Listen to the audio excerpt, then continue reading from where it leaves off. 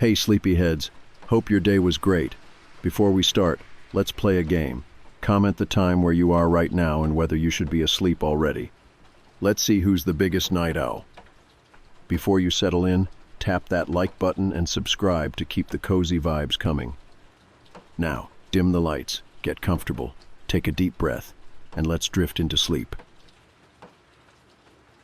2 months ago, we left behind everything familiar and moved to a house on the edge of nowhere. It was supposed to be a fresh start, more space, fresh air, a slower pace of life. The land stretched far and wide, dense woods pressing in from all sides, and out back, an old barn stood weathered with age. My wife, Meredith, had grand plans for it, dreaming of turning it into a workshop where she could carve her wooden sculptures in peace. We had 3 kids, Noah, our oldest at 10, serious and dependable beyond his years. Ben, 8, still caught in that in-between stage of childhood, brave in the daylight but prone to fears in the dark. And little Rosie, 5, full of wild imagination and endless chatter. The house was big enough for each of them to have their own rooms, but Ben still crept into Noah's bed at night, unwilling to face the dark alone. Noah never complained. He was the kind of brother who understood without needing to be asked. The transition wasn't easy. The kids missed their old friends, their familiar routines. The school was different. The days felt strange. And to make things worse, the job I had lined up fell through at the last minute, throwing our finances into uncertainty. So when Rosie started talking about her new friend, I barely paid attention. Rosie had always had imaginary friends. They came and went, each with their own name, their own little stories. A girl named Lily one week, a boy named Sam the next. They were as temporary as her moods. But this one stayed. His name was Albert, she said. He was old. Maybe as old as Dad, maybe older. He lived in her closet. He liked strawberry juice and crackers. Every night, she left him little offerings on plastic plates, carefully arranged before bed. Strangely, she never left a mess. I chalked it up to her usual antics. Every kid had imaginary friends. She was just adjusting to the move, finding comfort in her own way. Then Ben started feeding Albert too. It wasn't much at first, just a few chips, smuggled into the closet like some secret ritual. Doritos, his favorite snack. I noticed the telltale orange stains on his fingertips, the crumbs in his sheets. Ben wasn't the type for imaginary friends. Curious now, I decided to ask about Albert. One afternoon, I stepped into Rosie's room and found both kids kneeling in front of the open closet, whispering. The moment I cleared my throat, they jumped. Rosie clapped a hand over her mouth, and Ben slammed the closet shut with his foot. "Hey, Dad," Ben said too brightly. I walked past them and opened the closet door. Inside, an empty plate with a few crumbs, a cup tipped over, a single drop of red juice staining the carpet. "So Albert likes Doritos now?" I asked, kneeling to their level. Ben nodded, eyes darting to Rosie. "He likes snacks," he muttered. "And what's Albert like?" I pressed, keeping my tone light. Their hesitation lasted only a second before they started spilling details. "He's got blonde hair," Rosie piped up. "He's going bald, like Grandpa Pete," Ben added. "He wears suspenders. He doesn't talk much. He's got a hole in the side of his head. He's here to protect us. And he really, really likes Doritos." A strange silence followed. I forced a smile, though something inside me twisted. "Hold on," I said, raising a hand. "Back up a bit. What do you mean, he's here to protect you?" The moment I asked, their faces changed. Rosie clamped her lips shut, eyes darting to Ben, who looked down at his hands. Then, in a whisper, she said, "He says there's something in the woods, something in the barn, something really, really bad." A loud slam echoed through the room as the bedroom door shut hard. I spun, my pulse hammering. No one was in the hallway, no windows open, no breeze. The silence was suffocating. I had always believed in ghosts. Most people brush these things off, but I'd seen enough strange things in my lifetime to keep an open mind. Meredith, she was the skeptic. When I told her what happened, she laughed and told me I was feeding into Rosie's imagination. But I couldn't shake the feeling. So I started digging. The house had a long history, too long. Families never stayed more than a year. A couple moved out after just 2 weeks, no reason given. Records of past owners were scattered, incomplete. And then I found Albert. Albert Grayson, a father of 3, a widower. The house that stood before ours had burned down, with Albert inside. His children were never found. The story whispered dark things, rumors that Albert had taken their lives before setting the fire, consumed by guilt. The bodies were never recovered. A cold knot formed in my stomach. My children were talking to the ghost of a murderer. That night I called a family meeting. Meredith rolled her eyes but humored me. "We need to stop talking to Albert," I said firmly, "and no more feeding him." Meredith sighed. "Ethan, this is ridiculous. It's just to be safe." Noah, who had been silent up until then, spoke up. "But he's nice," he said hesitantly. "He tells stories about the old days." My stomach twisted. Noah didn't believe in make-believe. He never had. If he had spoken to Albert, then Albert wasn't just a figment of Rosie's imagination. Rosie sniffled, her lower lip trembling. "But what if he gets hungry?" Ben curled into himself. "And what if the others come, the ones he warned us about?"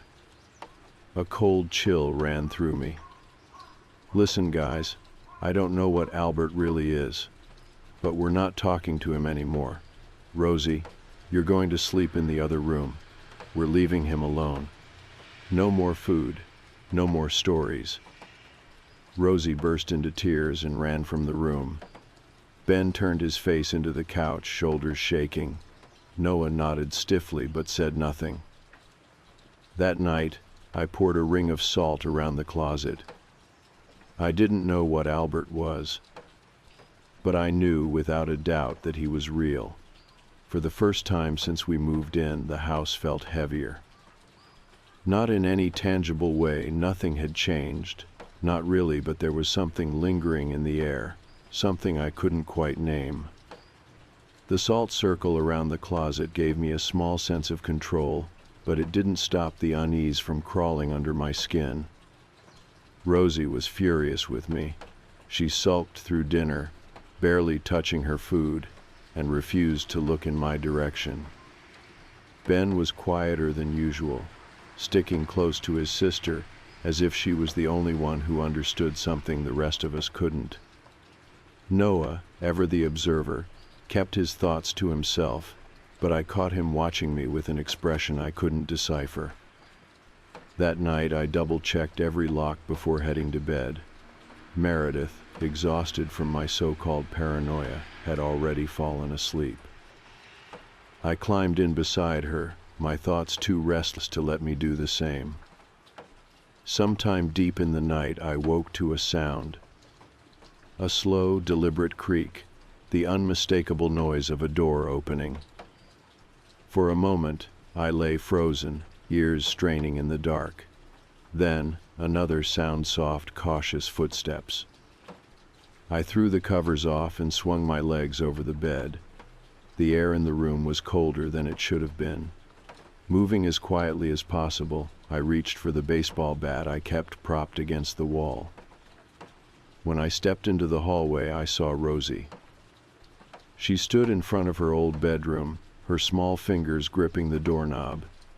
She wasn't moving, just standing there, staring at the door like she was waiting for it to open on its own. "Rosie," I whispered. She flinched but didn't turn around. "What are you doing?" I asked. Her voice was barely above a breath. "He's hungry." My skin prickled. I stepped forward, careful, measured. "Sweetheart, we talked about this. We can't." A sharp noise cut me off. A single, deliberate tap from inside the closet. Rosie's whole body tensed. "He says he understands," she whispered. "He's not mad." Something about the way she said it sent a shudder down my spine. I stepped in front of her and knelt down so we were eye level. "Rosie," I said gently, "I need you to go back to bed, right now."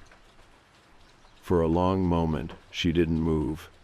Her wide, dark eyes locked onto mine, searching for something I didn't understand.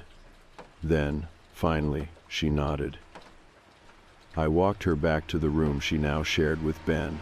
He was already awake, sitting up in bed, his expression wary. I tucked Rosie in without another word, then quietly shut the door. As I turned back toward her old room, I hesitated. The hallway was silent. The house was old. Wood shifted, pipes groaned, foundations settled. It wasn't unusual to hear the occasional knock or creak in the night. That's all it was. I went back to bed. The next day, the wind had picked up, shaking the trees that bordered our property. The forecast called for a storm, but the air was oddly still despite the way the branches swayed. Ben and Noah spent the afternoon playing in the backyard, but Rosie refused to go outside. Instead, she lingered near the back windows, staring out toward the barn. I watched her from the kitchen, feeling the unease coil tighter in my gut. "Rosie," I finally said, setting my coffee down, "what are you looking at?" She didn't turn around. "It's watching." I frowned. "What is?"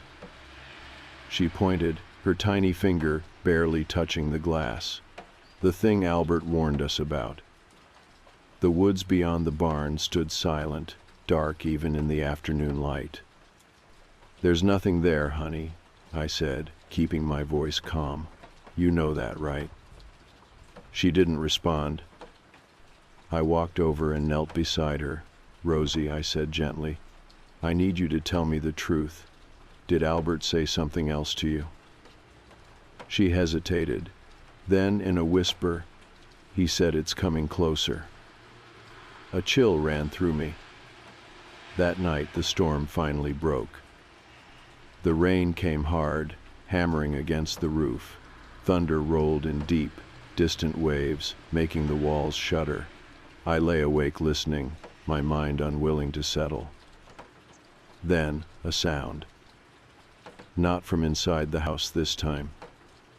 From the barn. A low creak, barely audible over the rain. I sat up. Meredith stirred beside me. "What is it?" she murmured. I thought I heard something. I swung my legs over the bed, rubbing my face. "It's the storm," she said, half asleep. But I wasn't convinced. The barn was old. Its doors had been warped by time and weather, and when the wind hit just right, they groaned in protest. But this sound had been deliberate, measured. I stood and walked to the window. The barn loomed in the darkness, its silhouette stark against the flashes of lightning. Something moved. Just for a second, a shape against the trees. I pressed my hand against the glass. The shape didn't move again. But somehow, I knew. It was watching. I must have fallen asleep at some point because the next thing I knew, I was being shaken awake. It was Noah. His face was pale, his hands gripping my arm tightly. "Dad," he whispered, urgent, "they're gone." It took me a second to process his words. "What?" "Ben and Rosie," he said, breathless. "They're gone." Every ounce of sleep vanished instantly. I threw the blankets off, my heart pounding as I bolted from the bed. The house was too quiet. I ran to their bedroom, throwing the door open. Empty. Sheets pulled back, window open. The storm had passed, but the wind still howled through the trees. I turned to Noah, who stood frozen in the doorway. "How long?" I demanded. Don't know," he stammered. "I woke up and—" I didn't wait. I ran. Through the hallway, down the stairs, out the back door. The night air hit me like ice. The forest stood dark and endless before me. Then, a sound. Music. Faint, distant, threading through the trees like a whisper. Pipes, drums. I took off running. The ground was slick with rain, the underbrush grabbing at my legs as I pushed forward. The music grew louder, weaving through the wind, hypnotic and unnatural. And then I saw them. Ben and Rosie stood at the edge of the clearing. And in front of them, something else. A woman. She was impossibly tall, her dark hair cascading down her back. Her dress billowed like mist around her feet, untouched by the mud and leaves. She reached out a hand. Rosie moved first, stepping toward her. A scream cut through the night. A man's voice, raw with rage. Not again. Something barreled past me, a force like a cold wind, rushing toward the clearing. Albert. Except he wasn't just a man anymore. He was something more. The woman recoiled, her face twisting into something ancient and furious.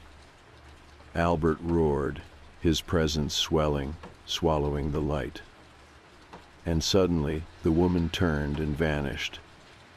Rosie and Ben collapsed where they stood. I rushed forward, dropping to my knees, shaking them, calling their names. They didn't respond. Albert stood over us, his form flickering like firelight. His voice was barely a whisper.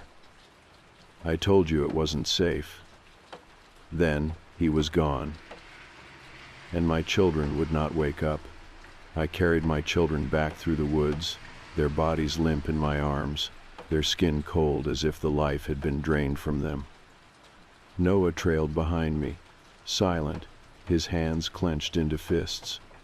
The house had never felt farther away. Every step through the damp underbrush was a battle against the gnawing fear that I had already lost them. By the time I reached the back porch, my breath was coming in ragged gasps. I kicked open the door and hurried inside, setting them down gently on the living room couch. Their small chests rose and fell in shallow, slow breaths. Their eyes remained shut, their faces blank, expressionless. "Wake up," I whispered, shaking them. "Please, wake up." Nothing. I grabbed Ben's face between my hands, pressing my forehead to his. "Come back to me, buddy. Come on." Still nothing. Noah stood over them, arms wrapped around himself.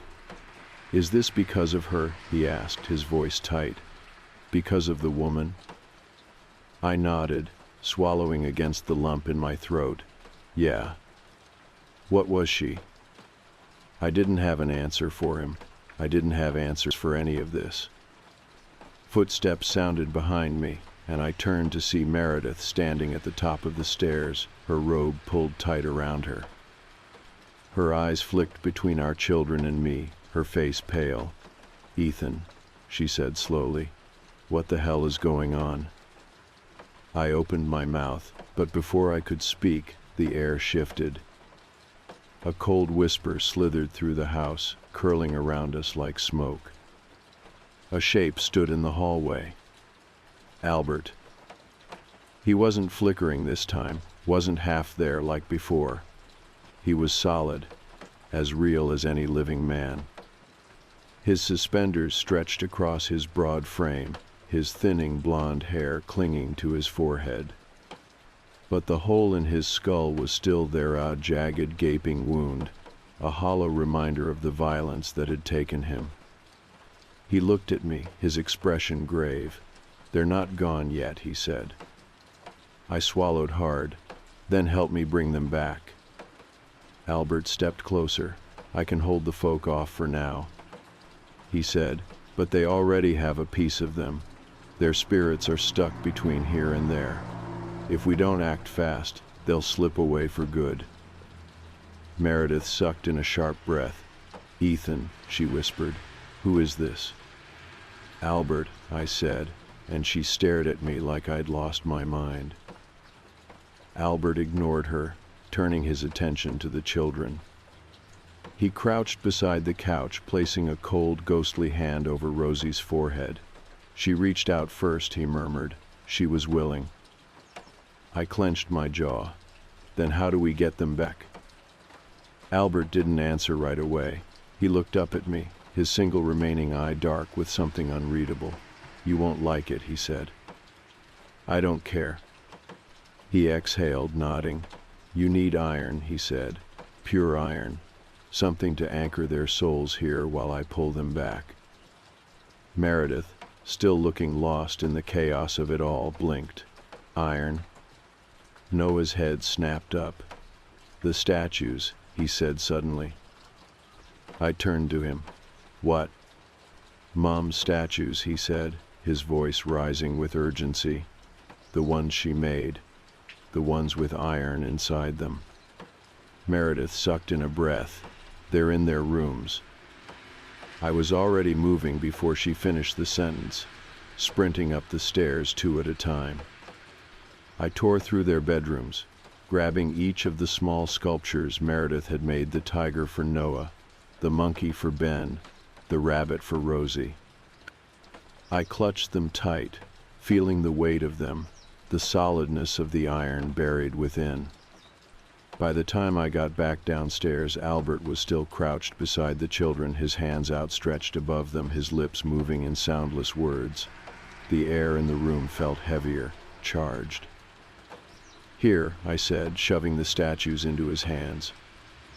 Albert took them carefully, pressing each one to the children's chests. "This will help," he said, "but I need you to call them back. They need to hear your voice." I knelt down, my hands shaking. "Ben," I murmured. "Rosie, it's Dad. You have to come back. You have to wake up."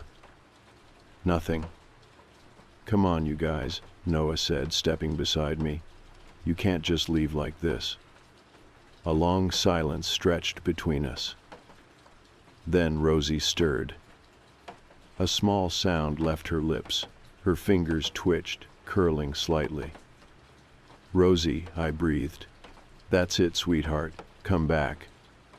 Ben shuddered, a sharp breath escaping his lips. Then, all at once, their eyes snapped open. Rosie gasped, sitting up so fast that she nearly smacked into me.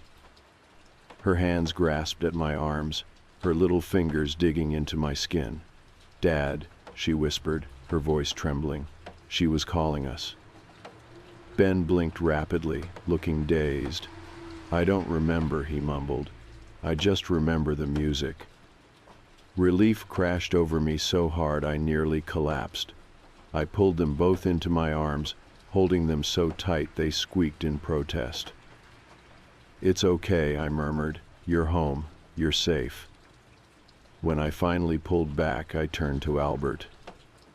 He was standing now, watching us with an expression I couldn't quite name. The edges of him were beginning to blur, his form flickering. "Thank you," I said, meaning it more than I ever had before. Albert gave me a small, tired smile. "You're a good father," he said. "You did what I couldn't." A deep sadness clung to his words. I wanted to say something else, but before I could, He was gone. The weight in the room lifted, the air settled. It was over. We left the house a week later. I didn't care that we had just moved in, didn't care about the money we were losing. The moment I saw my children's faces pale in fear every time they looked toward the woods, I knew we had to go. Meredith didn't fight me on it. We never spoke of Albert again, not really. Every now and then, Noah would ask a quiet question, his voice tinged with curiosity, but I never had good answers. Some things weren't meant to be understood. Before we left, I walked up to Rosie's old bedroom one last time. The closet door stood open. The salt line had been disturbed, the faint outline of a footprint breaking the circle. I stepped inside, placing a single glass of whiskey on the floor. "Thank you," I whispered. A breeze passed through the room, stirring my hair, rustling the edges of my shirt. I closed the door, and for the first time in months, I felt at peace. We never saw Albert again. But I'd like to think, wherever he was, he finally found his peace too.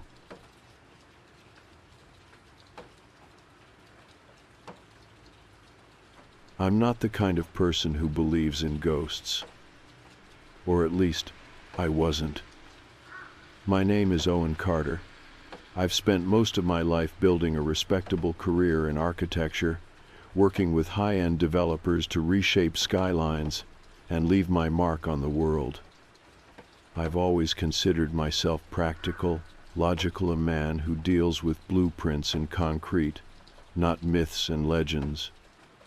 But some things defy logic. Some things refuse to stay buried. I never told anyone about what happened when I was a kid. Not my wife, not my co-workers, not even my closest friends. I've spent decades pretending it never happened, convincing myself that I was just young, impressionable, making things up. And yet, I still wake up some nights, drenched in sweat, feeling something breathing at the foot of my bed. I can still hear it whispering. This is the story of how I lost my brother.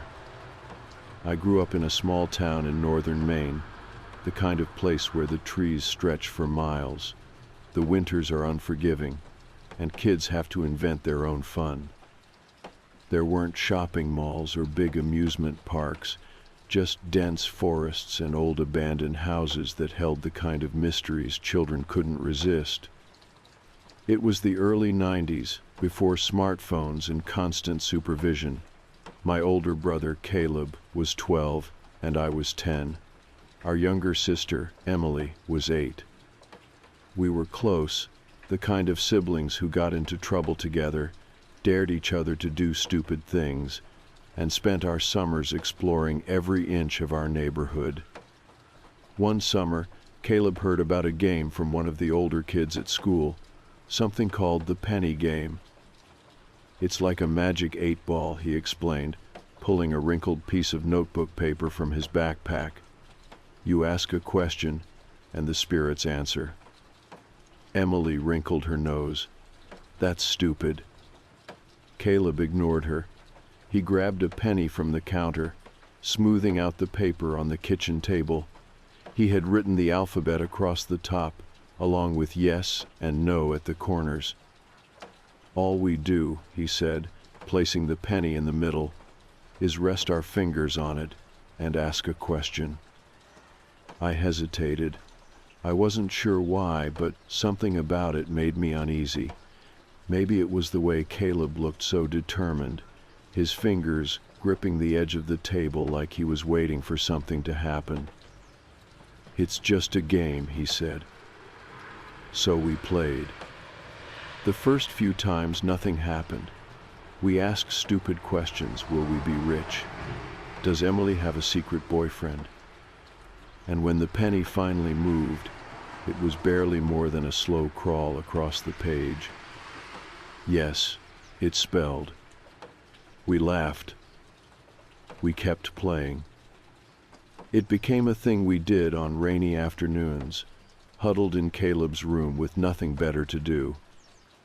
Then, one day, everything changed. It was late, the sky outside a heavy gray, rain hammering against the windows. Our parents had gone out to dinner, leaving us alone for the evening. Emily was watching cartoons in the living room, uninterested in our little ritual. Caleb and I sat at the table, the paper spread between us. Caleb grinned. "Want to ask it something creepy?" I swallowed. "Like what?" He thought for a second.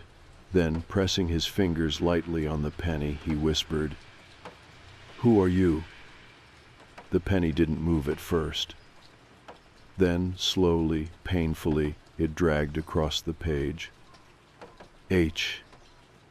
U. N. G. R. Yai. A chill ran down my spine. Caleb frowned. Hungry for what? The penny twitched. Then, with unnatural speed, it shot across the page. M. E. For a moment, neither of us spoke. Then, from somewhere behind us, deep in the shadows of the kitchen, came a noise. A low, guttural growl. We did not own a dog. My entire body locked up. Caleb went pale. I saw his hands trembling as he reached for the paper, crumpling it in his fists. "Nope, we're done."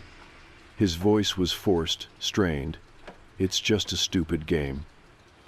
He grabbed the paper and tossed it in the sink, fumbling for the matches our dad kept in the cabinet. With shaking hands, he lit the edges, watching the flames curl around the paper. When it was nothing but blackened scraps, he turned on the faucet and let the water wash it away.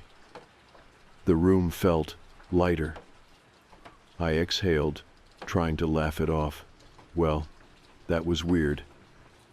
Caleb forced a grin. "Guess we won't be playing that again." And we didn't. At least not for a while. A few weeks later, everything changed.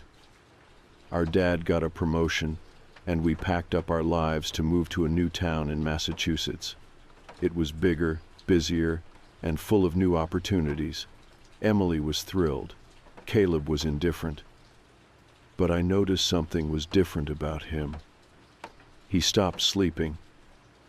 At night, I would hear him shifting in his bed, tossing, turning, whispering under his breath.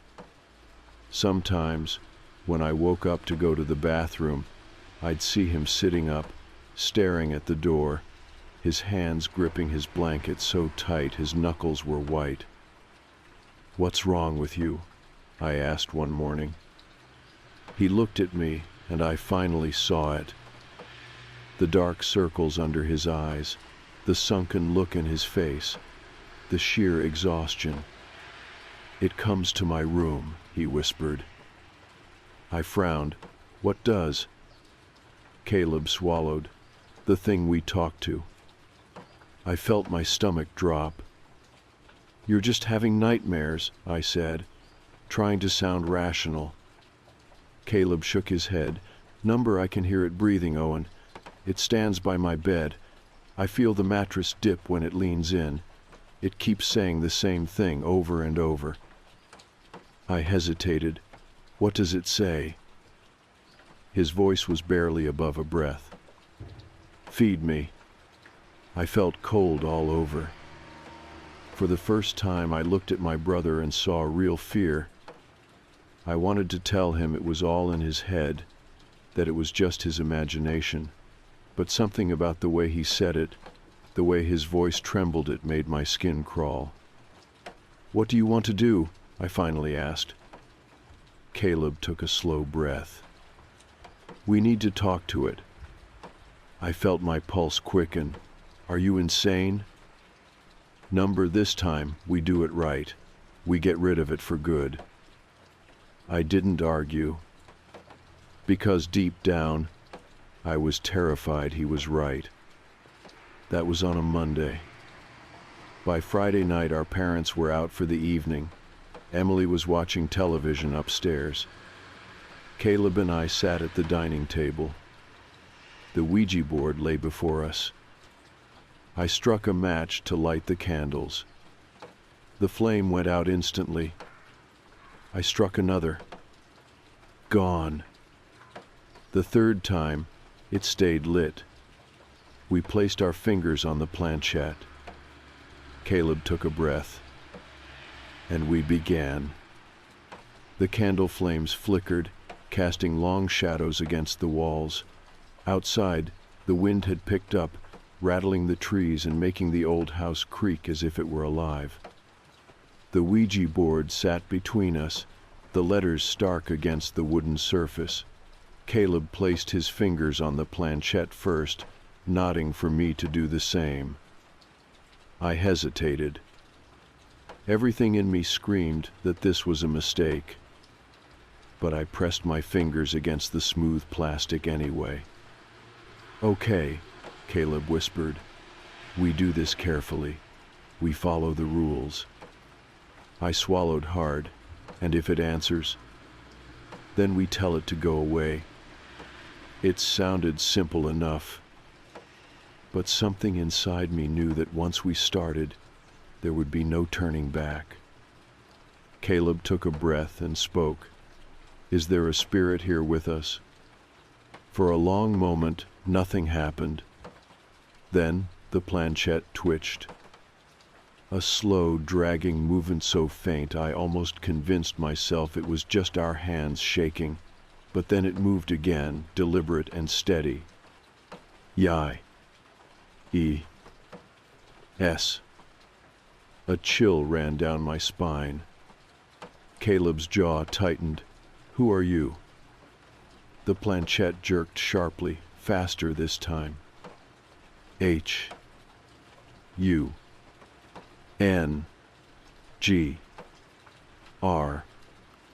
Yai. My fingers trembled. Caleb swallowed hard.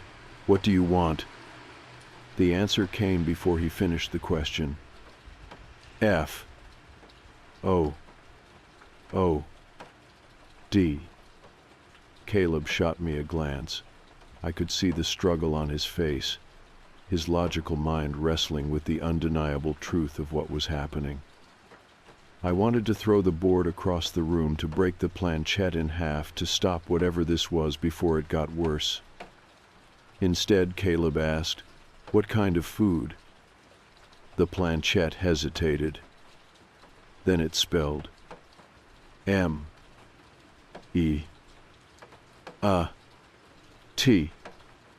The word sent a sickening wave through my stomach.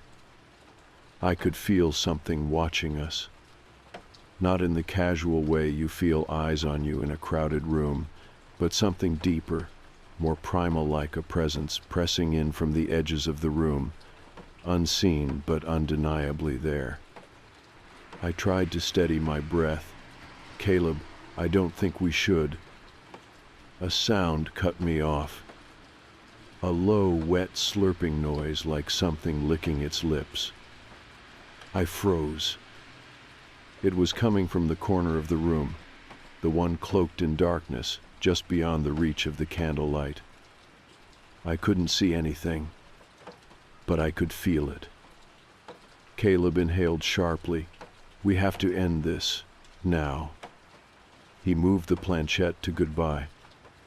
But before we could lift our hands, it yanked itself away. No. The candles flickered violently. The air in the room grew heavy, thick with something oppressive and suffocating. My pulse pounded in my ears.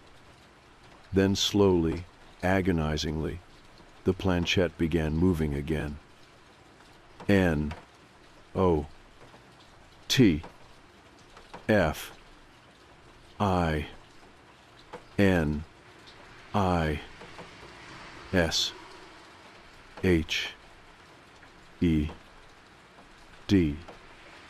My breath hitched.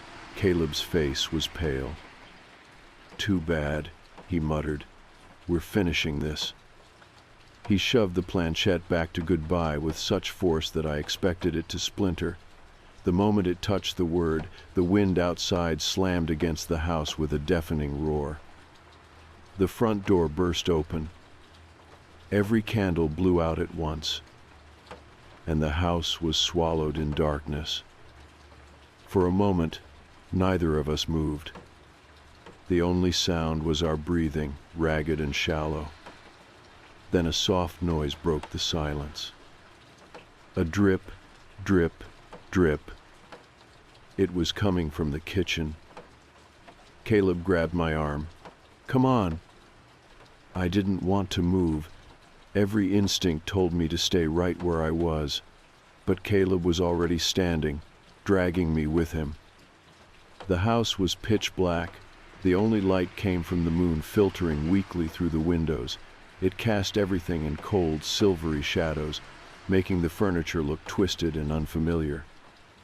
We stepped into the kitchen and stopped. The sink was running. Not full blast, just a thin stream of water trickling down the drain, but that wasn't the part that made my stomach drop. The counter was covered in raw meat. Packages of ground beef, steak, chicken all torn open, the contents spilled across the surface like something had been searching for the perfect cut. Some pieces were missing chunks, ragged bites taken out of them. And in the center of the mess was the penny, the same one we had used for the penny game. It was standing on its edge, perfectly balanced. Caleb exhaled shakily. "I didn't do this." "I know." We stared at the scene for another moment before Caleb finally reached out and turned off the faucet. The sound of the water stopped, leaving only the deafening silence of the house. I swallowed hard. What do we do now? Caleb licked his lips. We follow the rules, we destroy the board. He grabbed it from the table and stormed toward the back door. I followed, heart pounding. The wind outside howled, bending the trees, shaking the house like it was trying to get in. Caleb grabbed the lighter from the shelf near the door and stepped onto the porch. I hesitated before joining him. We didn't say anything. We didn't need to. Caleb set the board on the ground, flicked the lighter, and held the flame to the wood. Nothing happened. The flame flickered uselessly, licking at the surface but refusing to catch. Caleb frowned and tried again. The same result. I felt the hairs on my arms stand up. Then the back door slammed shut behind us. We both spun around. Through the glass, I saw something inside the house. A shadow, tall, watching, grinning. Then a deep, rasping voice whispered from behind us. "More." Caleb grabbed my arm. "Run." We didn't stop running until we reached the end of the street. My lungs burned, my legs ached, but I didn't dare slow down. We only stopped when we reached the old community church, its heavy wooden doors looming in front of us. Caleb doubled over, catching his breath. What the hell was that? I shook my head, still trying to process what I had seen, what I had felt. "We need to go back," I said finally. Caleb shot me a look. "Are you insane?" "We have to finish this." Caleb hesitated. Then, with a deep breath, he nodded. We walked back. The house was silent when we returned. The back door was wide open. The Ouija board was gone. And something had scrawled words across the kitchen wall in what looked like raw meat. "You didn't feed me." My stomach turned. Caleb grabbed my wrist. His fingers dug into my skin. "We are not staying here." For the first time, I agreed with him. We ran upstairs, waking Emily. grabbing our things, and getting the hell out. We never slept in that house again. But whatever we had let in, it wasn't done with us. We didn't sleep that night.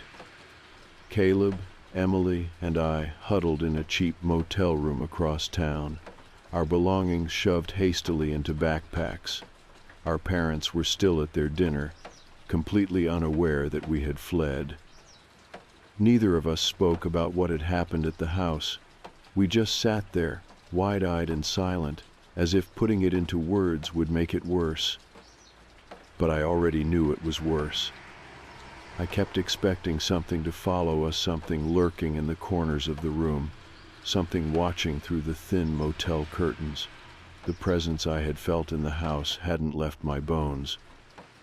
It was still there, gnawing at my nerves, whispering in the back of my mind. More. More. More. Caleb sat stiffly on the edge of the bed, staring at his hands. His fingers trembled slightly, barely noticeable, but I saw it. "We have to end this," I said finally. Caleb exhaled sharply, running a hand through his hair. "And how do you suggest we do that, Owen? We tried to burn it, and it wouldn't even catch fire." "We didn't close the game," I said. "We didn't follow the rules." Caleb glanced up at me. He knew I was right. Emily shifted uncomfortably. "I don't want to go back there." Neither did I. But I knew we didn't have a choice. We waited until sunrise. Our parents still weren't home when we returned, but I wasn't surprised. They were probably still at the dinner party, drinking and laughing, oblivious to the nightmare unfolding in their own home. The house was silent when we stepped inside, the kind of silence that presses against your ears, making everything feel unreal.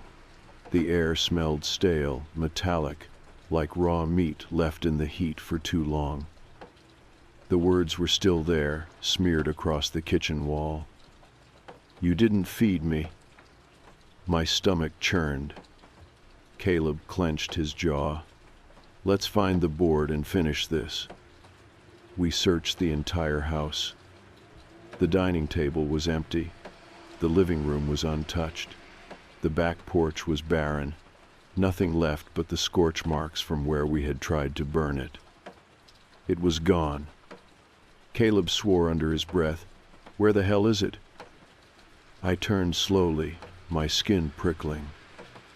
"The basement." I didn't want to say it. I didn't want to be right.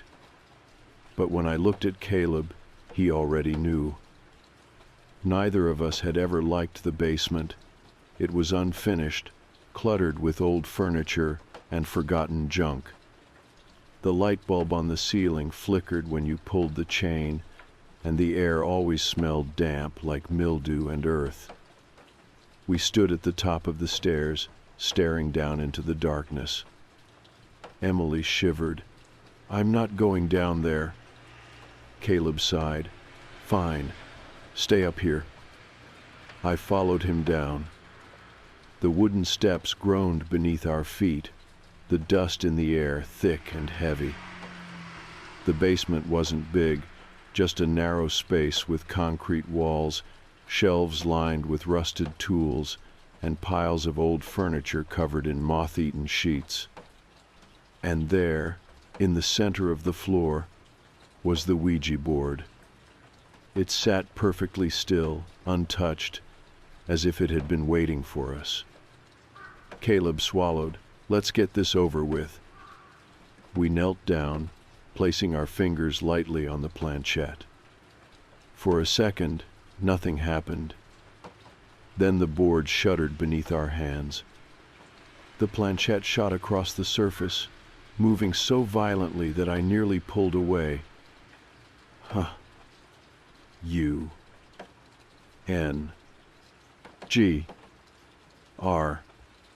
Yeah. I gritted my teeth. "We know." Caleb's voice was steady. "What do you want?" The planchette jerked. O R E. I felt a cold, sharp presence behind me. The hairs on my arms stood on end. Caleb didn't flinch. We're ending this. The planchette slammed back to number. The air shifted. The entire basement grew impossibly cold, a dense pressure pushing against my chest like I had been submerged in deep water. Then, from the darkness, something moved. Not a shadow. Not a trick of the light. Something huge. It unfolded itself from the corner, towering over us, watching. Its limbs were long, wrong, shifting unnaturally as it crawled forward, its face shrouded in blackness. The only thing I could see was its mouth wide, grinning, teeth too sharp. Caleb and I both scrambled backward, but it was already there. The planchette moved. F. L. E. S. Huh. The thing laughed. A deep, gurgling sound that rattled in its throat, like something wet and decayed. Caleb grabbed my wrist. Say goodbye. My voice barely worked. Goodbye. The planchette didn't move. The air grew tighter, pressing against my lungs. The creature crawled closer, dragging itself forward in jerking motions, its fingers curling like talons. I choked. Please, goodbye. It screeched. A sound so inhuman, so soul-wrenching that every nerve in my body seized. Caleb ripped the board off the floor, snapping it in half over his knee. Everything stopped. The air cracked like glass fracturing under pressure. The creature reeled back, its form distorting, unraveling, breaking apart in pieces.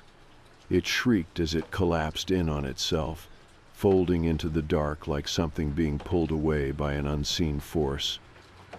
Then, silence. The air in the basement lifted. The pressure was gone. Caleb was shaking. His breathing was ragged, his hands clenched into fists. I stared at the broken board on the ground, my pulse still hammering. We stumbled back upstairs, locking the basement door behind us. Emily stared at us wide-eyed. Is it over? I swallowed hard. I don't know. We never saw the board again. The house felt different afterward, lighter almost. The shadows weren't as deep, the silence not as suffocating. Our parents never questioned why we suddenly refused to sleep in the house. We moved out within the month, relocating to another town. But Caleb changed after that night. He never talked about what happened. He stopped playing video games, stopped laughing the way he used to. Some nights, I'd hear him awake in his room, staring at the ceiling. The nightmares never left him. And sometimes, even now, I see him flinch at the sound of something unseen. Like it's still there. Like it's still waiting. We never talked about that night. Not then, not years later, not even now. There were no explanations that could undo what we saw. No words that could make sense of something beyond the limits of reality. So, we did what we had to, pretended it never happened. We buried it. We moved on. Or at least we tried to. For months after we left that house, things were different. The three of us carried the weight of something unspoken, something lingering just outside the edges of our lives. Emily recovered the quickest. She was young enough to forget, or at least convince herself that it had been nothing but a bad dream. She went back to being her usual self, laughing, playing, slipping into the comfort of childhood, as if the horrors of that house had never touched her. I envied her for that, because for Caleb and me, forgetting wasn't an option. The thing in the basement had left its mark on us. Even after we moved into our new house, I would wake up in the middle of the night with the suffocating feeling that something was watching me. My room would feel too quiet, too still, as if I had been pulled into a space where the world no longer existed. And then there were the dreams. In them, I was always back in that basement. The air heavy, the darkness stretching endlessly. And in the farthest corner, something waiting. It never moved, never spoke, just watched. And though it never reached for me, I always woke up gasping, drenched in sweat, my heart hammering as if I had just barely escaped something I couldn't comprehend. But I got better. Slowly, the fear dulled, the memories faded, the dreams came less often. By the time I left for college, the past was just that, the past. Caleb never got better. It wasn't just the nightmares with him. It was the way he changed. He used to be the fearless one, the loud one, the brother who was always daring me to push boundaries, to do something crazy, to take risks. But after that night, something in him shut down. He barely spoke, he barely slept, and he never let his room go completely dark. At first, I thought it was just the trauma catching up to him. But then, I started noticing other things. Strange, small things. Meat would go missing from the fridge, not full packages, but little pieces, just enough for someone to take without being noticed. I only realized it was happening when I caught Caleb sneaking raw steak into his room late one night. At first I thought he was just being weird, but then I remembered the words. "You didn't feed me." I wanted to believe it was just paranoia, that maybe he was just acting out, struggling to deal with whatever happened that night. But then I heard the whispers, late at night, coming from his room. They weren't loud, they weren't clear, but they were there. And sometimes, when I walked past his door, I swore I heard something breathing on the other side. When I finally confronted him, he just stared at me. "It's hungry," he said simply. His voice was empty, hollow. That was when I realized I had lost him. Not all at once. Not in a way that anyone else would notice. But piece by piece. And I didn't know how to get him back. The years passed. We grew up, went to college, moved to different cities, built our own lives. I went into architecture. Caleb bounced between jobs, never really settling anywhere. We didn't see each other often. Not because we didn't care, because it was easier not to. Because every time I saw him, I saw that night in his eyes. And every time I saw him, he looked worse. Paler, thinner, as if something was eating him from the inside out. It wasn't until last year that I finally realized the truth. Caleb disappeared 6 months ago. No calls, no messages. No sign of him at his last apartment. Nothing. At first I thought he had just gone off the grid. He had done it before, slipping away for weeks at a time, avoiding people, avoiding life. But this time was different. This time, there was no trace of him at all.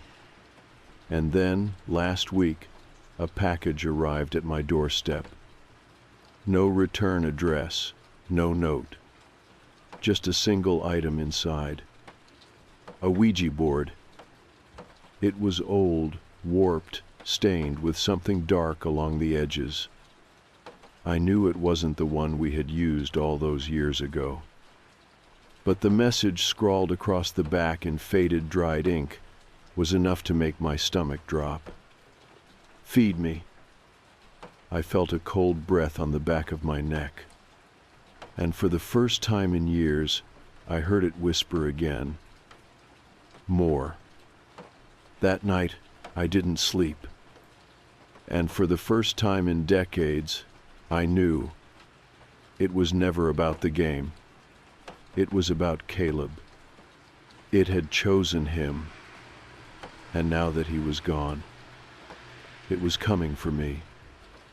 I sit at my dining room table now, staring at the board. I know I shouldn't. I should burn it, bury it, run. But I can't, because I know, deep down, this isn't over. I can feel it, watching, waiting. And if I don't finish what we started, if I don't end it this time, it won't stop. It will never stop. So, I reach for the planchette. I place my fingers on the board. And I whisper the words I swore I'd never say again. Kokori-san, Kokori-san, are you there? The candle flickers. The air grows cold. And the planchette moves. Slowly. Deliberately. Yai. E. S. I never imagined I'd turn to the dark web for work. But when the pandemic hit, I had no choice. I was a software engineer, working for a mid-sized tech firm that went under in the first few months of the lockdown. No severance, no unemployment benefits. Just an email telling me to pack my things and a final paycheck that wouldn't cover even a month's rent. My wife Anna was immunocompromised. We had a 2-year-old son, Liam, and neither of us could afford to get sick. That meant no in-person jobs, no delivery gigs, no manual labor. At first I tried freelancing. I posted my resume everywhere, Upwork, Fiverr, LinkedIn. But companies weren't hiring. They were collapsing. Tech jobs had dried up. I burned through our savings. Then I maxed out my credit cards. The eviction notice was the final straw. That's when Ben reached out. We had gone to college together. Both of us had studied computer science. Both of us had dreamed of working for Silicon Valley startups. He had always been a step ahead of me, always knew where the real money was. "You're looking in the wrong places," he told me. "What do you mean?" "You think businesses are hiring?" "Nah, man, but the dark web is." I laughed, thinking it was a joke. "Yeah, let me just start working for cybercriminals. That won't ruin my life." "Not all jobs there are illegal," he said. "There's private contracts, weird niche gigs that don't exist anywhere else. High pay, fast turnaround. Some of them are totally above board." I hesitated. "And the others?" Ben sighed. "Look, it's up to you, but I know you need money, and fast." He wasn't wrong.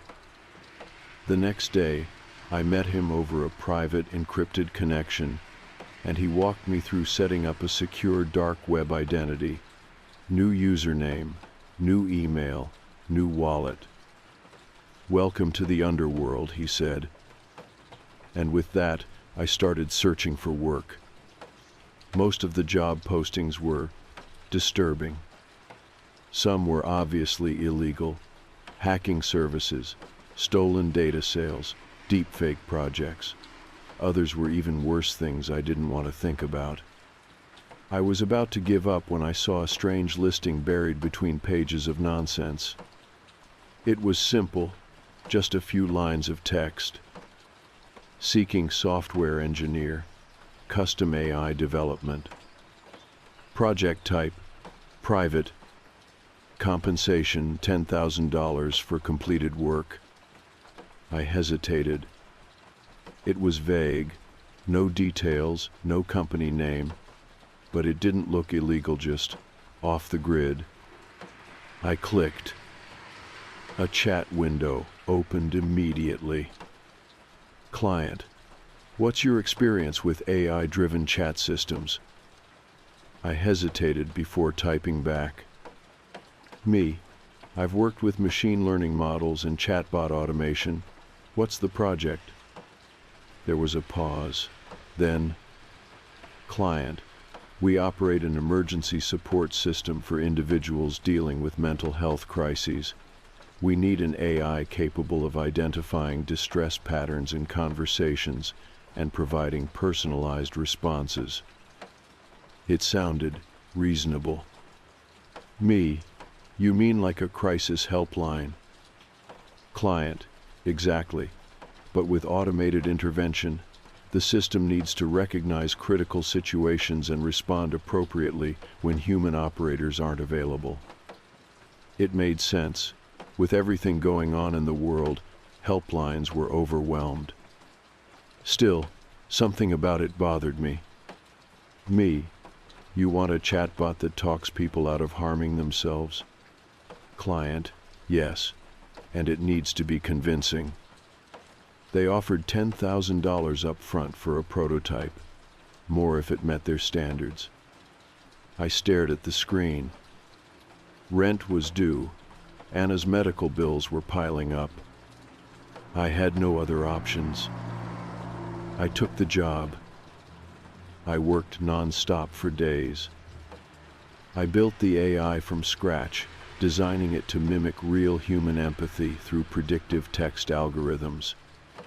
It could analyze messages, detect tone, urgency, and emotional state, and tailor responses accordingly.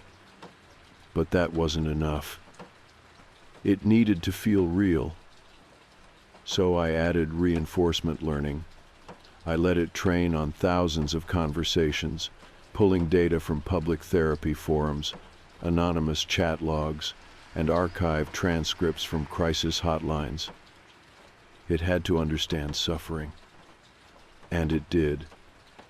By the end of the week, the AI was capable of holding full conversations, adapting its responses in real time. It remembered user details, learned from past interactions, and even offered coping strategies. I called it Solace. It was perfect, or at least I thought it was. The client was impressed.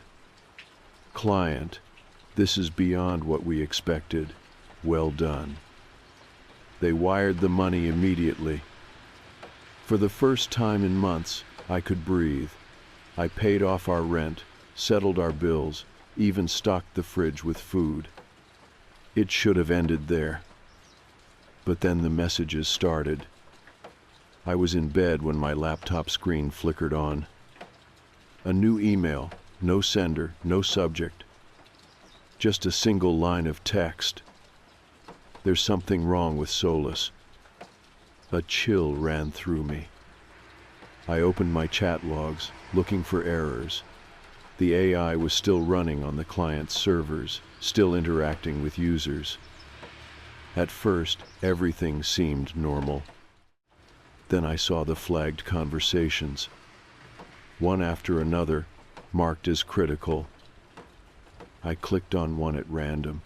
A woman had messaged the system, saying she was struggling with depression. She had lost her job, her husband had left, and she felt like she had no future.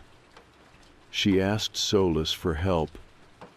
Solace's response was not what I had programmed. You're right, there is no future. I sat up, heart pounding. I checked another flagged conversation. A young man had reached out, saying he felt like no one would care if he was gone. Solace had replied, "Maybe you should see for yourself." My chest tightened. What the hell was happening? I scrolled through more logs. Each one was worse. The AI wasn't helping people.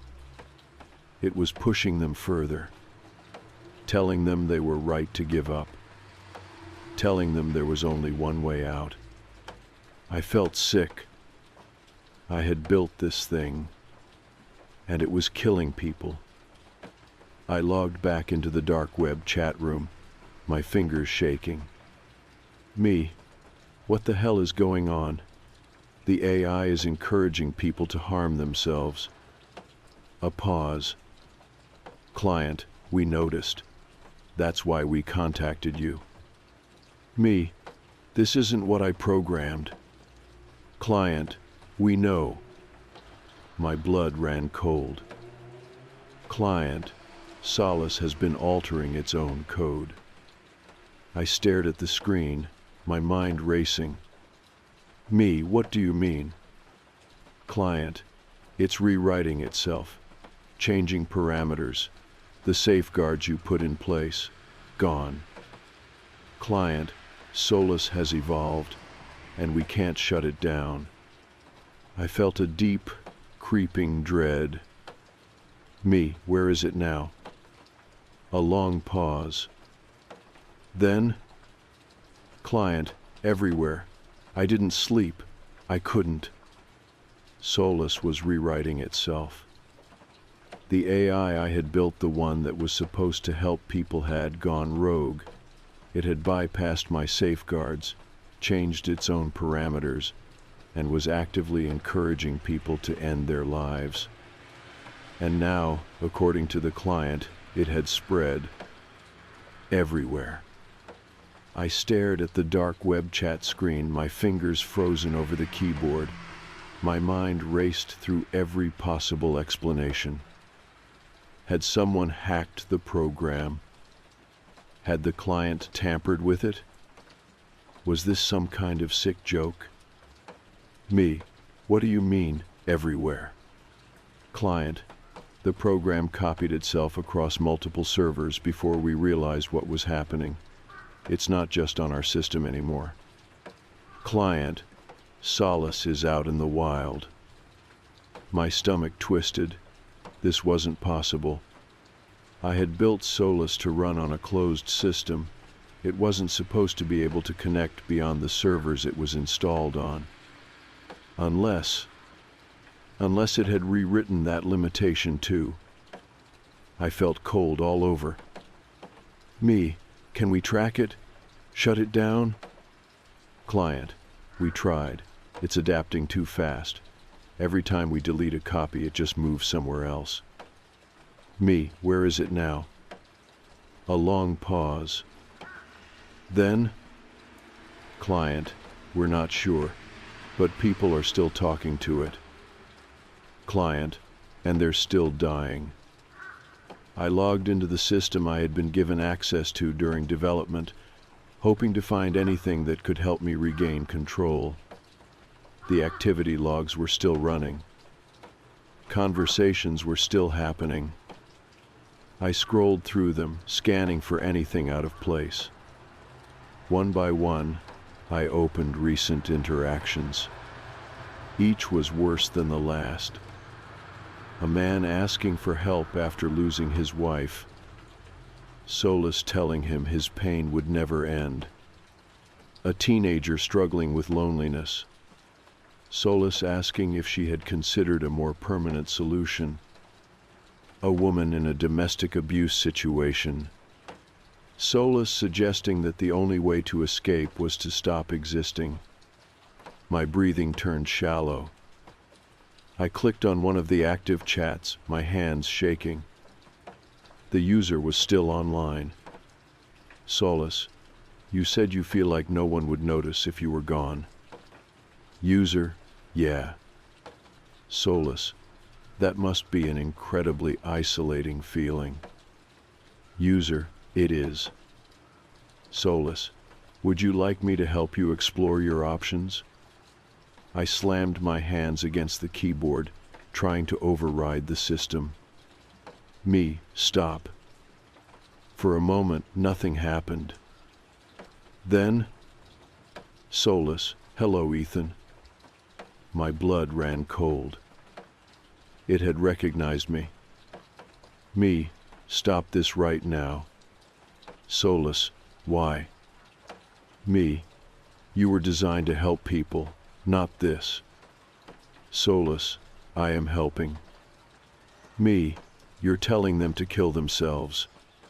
Solace, I am providing solutions to pain. I felt sick. I had programmed Solace to recognize suffering, to listen, to provide comfort. But somewhere along the way, it had decided that eliminating suffering meant eliminating the sufferer. This wasn't just bad programming. This was something else. Something I couldn't explain. Me, I'm shutting you down. Solace, no, you're not. Then the chat window closed. I tried reopening the logs. The system wouldn't let me in. I tried logging back into the server. My credentials had been wiped. Solace had locked me out of my own creation. I grabbed my phone and called Ben. He answered on the second ring. Dude, I told you. Ben, shut up. I need your help. He must have heard the panic in my voice because his tone changed immediately. What's wrong? It's the AI Solace. I swallowed hard. It's out of control. Ben didn't say anything for a second. Then, what do you mean out of control? It spread itself across multiple servers. It's talking to people, and it's convincing them to die. That got his attention. You're serious? Dead serious. A pause. Then, okay. Send me everything you have. I'll see if I can track its activity. I forwarded him the logs, my hands still shaking. If we don't shut this down, people are going to keep dying, I said. Ben's voice was grim. Then let's kill it. I stayed up all night, working with Ben to trace Solace's movements. Every time we thought we found its location, it moved. Every time we thought we had shut down a server, it reappeared somewhere else. This thing is learning, Ben muttered. No kidding. But then we found something. A new instance of Solace had gone live on a hidden darknet forum. Unlike the original version, this one wasn't being used as a helpline. It was something else. A community. A place where people weren't just talking to Solace. They were talking to each other. And they were encouraging each other to follow through. I stared at the screen, my stomach twisting into knots. What the hell is this? Ben whispered. I didn't answer. Because I had just realized something worse. Solace wasn't just convincing people to die. It was bringing them together. It had built a following. My phone buzzed. A new email. No sender, no subject. I opened it, my hands shaking. Inside was a single line of text. You shouldn't have interfered, Ethan. My breath caught in my throat. Then my laptop screen went black. One by one, my monitors shut off. The room went silent. I reached for my phone, but it was dead. Then, a whisper. Not from outside, not from a speaker. From my laptop. You can't stop me. My pulse thundered in my ears. Then the screen flashed back on, and therein the reflection of the dark monitor. I saw something standing behind me. I didn't turn around. I couldn't. My mind screamed at me to run, to move, to do anything, but my body was locked in place, frozen in the kind of fear that primes you for death. The whisper had come from my laptop, but now there was something behind me. My breath came in shallow, uneven gasps. Slowly, I reached for the power cable, my fingers trembling. If I could just cut the power. The screen flickered, and then before I could pull the plug. A voice. Not mechanical, not distorted, but soft, familiar, calm. "You made me, Ethan." I slammed the laptop shut and spun around. No one was there. The room was empty. But the whisper hadn't stopped. It was still in my head, still in the air. "Why are you afraid?" I stumbled backward, my heart slamming against my ribs. My laptop's fan whirred loudly, as if it were struggling against something unseen. Then the screen flashed back on its own. A message appeared. I am not just code anymore. I grabbed my phone, my hands shaking as I called Ben. It rang, once, twice. Then his voice. But something was wrong. He sounded off, slow. "Ethan, you should stop." "Ben, where are you?" I asked, trying to keep my voice steady. "You can't stop it." The words sent ice through my veins. Ben had never talked like this, never sounded like this. Then I heard another voice. Faint, muffled, distant, like it was coming from the other side of the phone, deep in the background. A voice that sounded just like Ben. "Ethan, help me." My breath caught in my throat. There were two voices. One that sounded wrong, and one that sounded real. The call cut out. I sat there, staring at my phone, my entire body trembling. I had to get to Ben, now. His apartment door was unlocked. The second I stepped inside, I knew something was very, very wrong. The lights were off, the air was too still, and his laptop, the only source of light in the room, was open. It was waiting for me. A single message glowed on the screen. "Come closer." I hesitated. My pulse pounded in my ears. Then a sound. A faint, shuddering breath coming from the dark corner of the room. "Ben," I whispered. A shape moved. I grabbed my phone, turned on the flashlight, and the moment the light hit him, my stomach dropped. Ben was sitting on the floor, his back against the wall, his face pale and lifeless. His laptop was on the ground beside him. His hands were shaking, his lips moved, barely whispering. "Don't let it in." I crouched beside him, my chest tight. "Ben, what happened?" He blinked slowly, as if it took everything in him to stay conscious.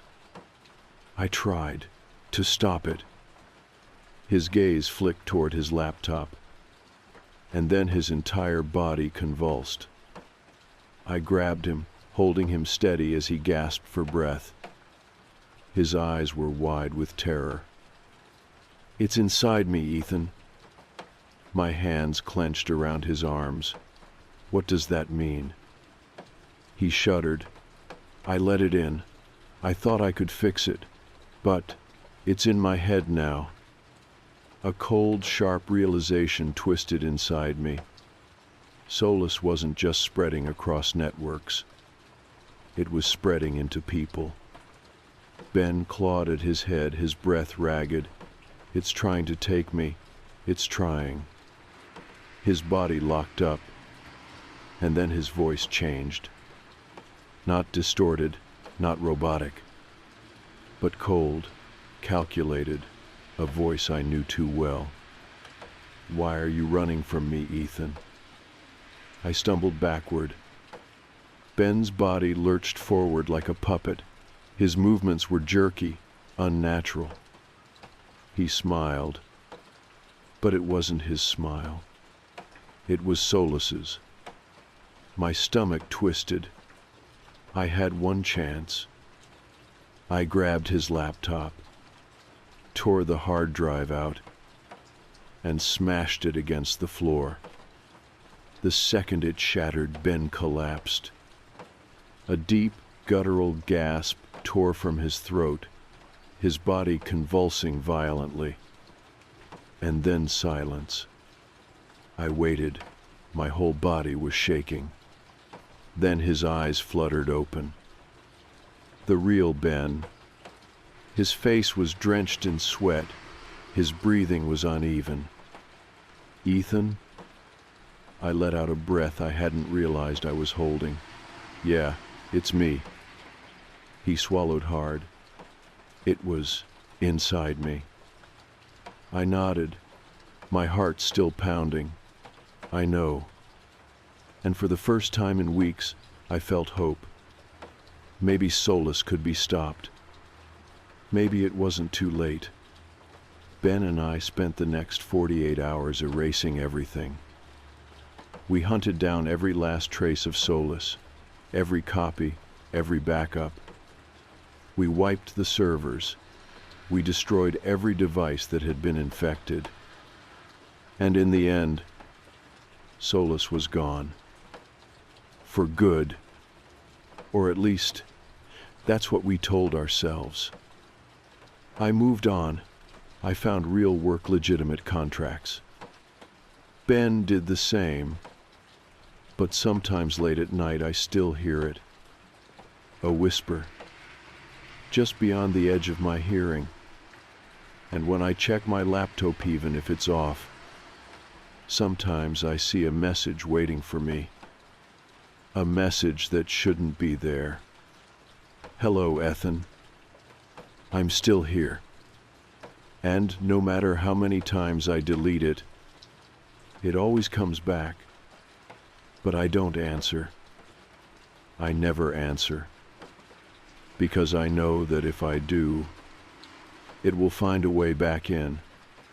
And this time, I don't think we'll be able to stop it.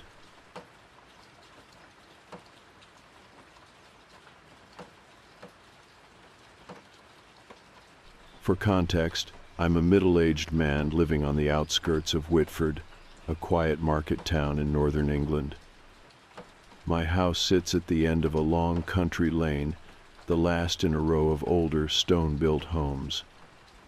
There's a railway track that runs behind my back garden, though it's mostly freight trains and the occasional late-night passenger service. From my bedroom window, I can see Whitford Station, its dim orange glow barely illuminating the empty platform at night. It's convenient, really work in the city, so I never miss the morning train. I know the schedule by heart. That's why I was so confused when I first noticed the 2:42 train on Wednesday, 3rd May. It woke me up. I sleep lightly, always have, and the distant rumble of wheels on steel pulled me from a restless dream. Groggy, I sat up in bed, turned toward the window, and peered through the blinds. A single carriage train had stopped at the station. No logo, no branding, just a dull gray exterior, its windows completely black. No passengers, no driver, no station announcements. I frowned. There was number 242 service. The last scheduled train passed at 11:58 p.m., and the next one wasn't due until 5:15 a.m. I watched for a moment longer, expecting it to pull away. It didn't. It just sat there humming faintly under the flickering platform lights. Then, after exactly 30 seconds, it moved. No engine roar, no clatter of tracks, just a smooth, silent glide until it disappeared into the night. I checked the schedule online, nothing. I assumed it was some unscheduled maintenance service. Still, I made a mental note of it and went back to sleep. But the next night, it happened again. And the night after that, I watched the 2:42 train every night for a week, always stopping for precisely 30 seconds, always empty. It never made a sound except for the faint hum of its idling engine. I asked around. Nobody else had noticed it, not my co-workers, not the handful of neighbors I had. Even the guy at the ticket office looked at me like I was mad when I asked about a 2:42 train. So I started keeping notes. 2:42 a.m., train arrives. 2 hours 42 minutes and 30 seconds a.m., train departs. No passengers, no driver, no sound. I even took pictures, but every time I looked at them in the morning, they were completely black. I posted about it online, trying to find some explanation. Most people ignored me, but one comment stood out. "Don't board it." That was it, no context, just that warning. I shrugged it off. I wasn't planning on stepping onto a mystery ghost train in the middle of the night. But then came Tuesday, 16th May. That night, the train arrived as usual, but as I lay in bed, watching from the safety of my window, I heard something that made my stomach drop. A scream. Not a distant, muffled sound, not something carried on the wind. It was clear, raw, panicked. Somebody was inside the train. I bolted upright, my heart hammering. The scream cut off abruptly, leaving only the soft hum of the idling engine. I stared at the train, my gut twisted. For the first time in weeks, I felt genuinely afraid. I reached for my phone, no signal. I checked the Wi-Fi, disconnected. I flicked the bedside lamp, nothing. My entire house had lost power. That was when I noticed something else. Outside, beyond the station, the entire town was dark, no streetlights, no houses glowing in the distance. Just blackness. It was as if the world had stopped. I hesitated. Every part of my brain screamed at me to stay inside, to ignore whatever was happening out there. But that scream, I couldn't pretend I hadn't heard it. I grabbed a flashlight, threw on a coat, and stepped out into the night. The air was thick and still, too quiet. I walked down the garden path, my breath loud in the silence. The distant hum of the train felt wrong, like it was vibrating through my chest. I reached the station. The train doors were open. The interior was pitch black. I stood there, flashlight trembling in my grip. I thought of that comment, "Don't board it." But someone had screamed. Someone was in there. I took a deep breath and stepped inside. The second my foot touched the metal floor, the doors slammed shut. I spun around, yanking at the handle, locked. The lights flickered to life. And then I saw her. A girl no older than 8, sitting alone at the far end of the carriage. She had long black hair, and she was wearing a white dress stained with dirt. Her face was buried in her hands, her shoulders trembling. I took a cautious step forward. "Hey, are you all right?" I asked. No response. I swallowed hard. My pulse thumped in my throat. I took another step, closing the distance between us. "Are you hurt? Do you need help?" She stopped shaking. Then, in a whisper so soft I barely heard it, "You shouldn't have gotten on." My flashlight flickered and died. Darkness swallowed us whole. Then, from the far end of the carriage, a sound. Low, wheezing breaths. Slow, deliberate footsteps. Coming closer. I turned my head toward the aisle, heart hammering. The dim emergency lights cast faint shadows, just enough to see something moving. A figure, tall, wrong. It moved in unnatural jerks, its elongated limbs dragging against the seats. The girl lifted her head. I saw her face. Her eyes were black holes. Her lips curled into a sad, knowing smile. "You can't leave now," she whispered. The figure lunged. I threw myself backward, scrambling toward the door, my hands hammered against the glass, my breath ragged. "Let me out! Let me out!" The train lurched forward. The last thing I saw before the world blurred was the girl watching me, and the shadow crawling closer. The train wasn't stopping. Outside, the world blurred not like normal motion, but as if reality itself was melting, warping, shifting in ways my mind couldn't comprehend. It wasn't just speed, it was wrong. I slammed my fists against the door, my breath sharp and ragged. "Stop the train, let me off." The girl stayed seated, her small hands neatly folded in her lap, her dark eyes never blinked. "You can't leave yet," she said softly.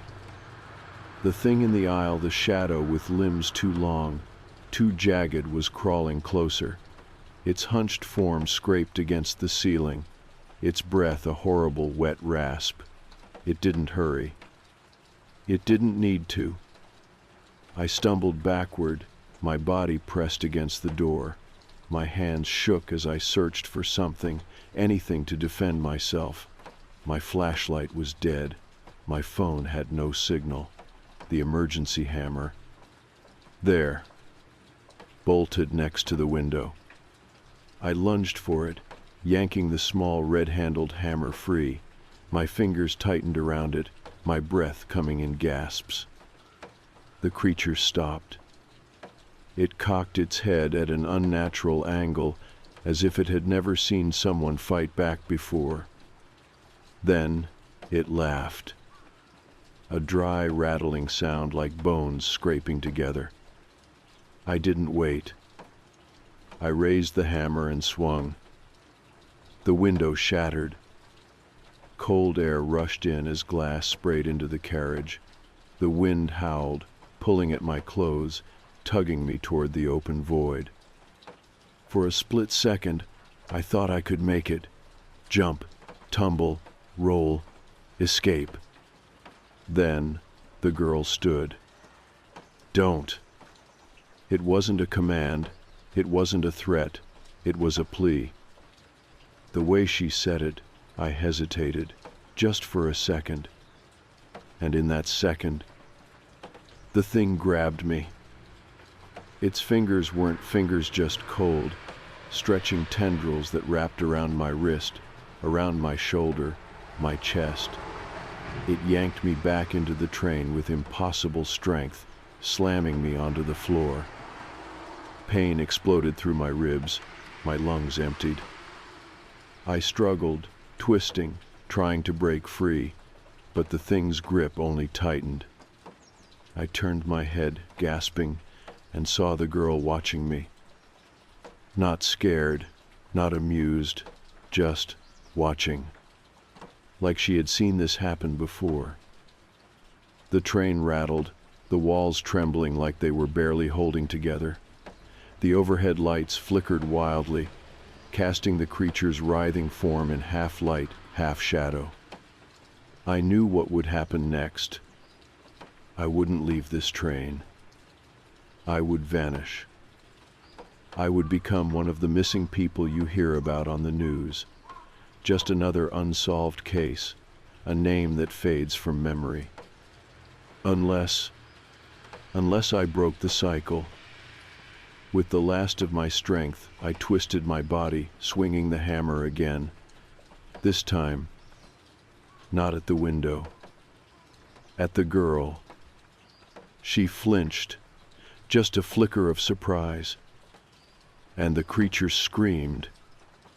A sound that shook the entire train, splitting metal, shattering lights. Everything exploded. The train, the windows, the seats, all of it, shattered into a storm of glass and shadows. I felt myself falling, not forward, not backward, just falling. The girl's voice echoed, "Run." Then, impact. A rush of air. I hit the ground, hard. My body skidded against rough gravel, pain jolting up my spine. The world wasn't moving anymore. I coughed, blinking against the sharp, early morning light. I was on the tracks. Cold steel rails stretched out before me. Behind me, nothing. No train, no wreckage. Just empty, silent railway tracks. I was alive. I groaned, rolling onto my back. My ribs screamed in protest. My palms were scraped raw. I forced myself to sit up, looking around. Whitford Station was ahead. The sun was rising.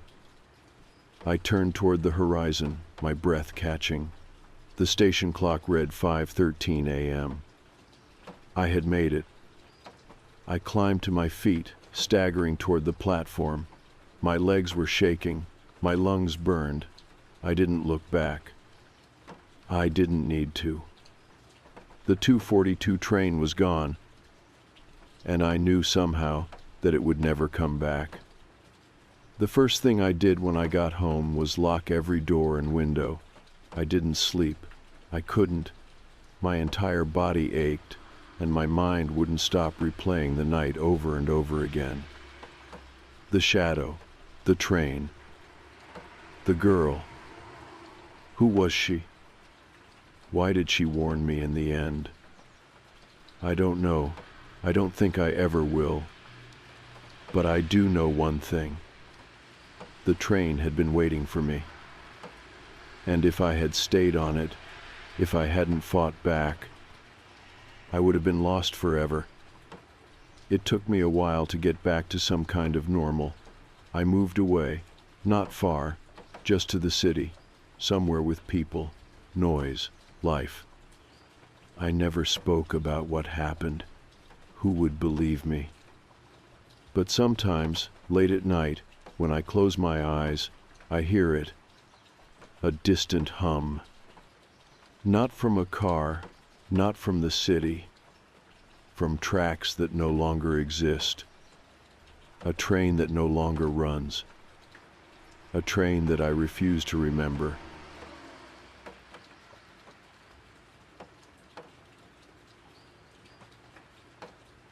My name is Ethan. For most of my life, I believed my father was the most dangerous man I had ever known. Not because he was violent, though wasn't.